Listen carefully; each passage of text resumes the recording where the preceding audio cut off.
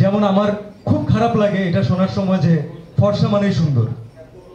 এখন চিন্তা করেন আমাদের যারা মা খালারা আছেন, আমাদের যারা দাদি নানিরা আছেন, আমরা হচ্ছে সেই 50s থেকে 60s থেকে কত পার্সেন্ট মানে মানুষ বাংলাদেশের তারা বেসিক্যালি ফর্সা।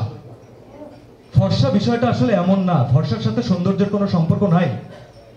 যখন একটা কোম্পানিকে আপনি সেই অ্যাক্সেস দিচ্ছেন যে তারা আপনাকে বলতে পারছে, তারা সাহস দিতে পারছে যে আপনি এটা ইউজ করেন 7 দিনের ভিতরে আপনি ফর্সা হয়ে যাবেন, তখনই বুঝবেন যে ওখানে একটা সমস্যা আছে। এই সুযোগটা বাংলাদেশে অনেক কোম্পানি নিয়েছেন, বাইরের অনেক কোম্পানি নিয়েছেন, অনেক বহুজাতিক কোম্পানিও নিয়েছেন। আমরা মানুষকে ফর্সাই বানাবো, রাইট? এইটা চেষ্টা করতে গিয়ে অনেক প্রোডাক্ট মার্কেটে সয়লাভ হয়ে গেছে, দেশি প্রোডাক্ট, বিদেশি প্রোডাক্ট, যারা স্কিন কেয়ারের নামে আপনাদেরকে ফর্সা করার অনেক এলিমেন্টস বিক্রি করছে।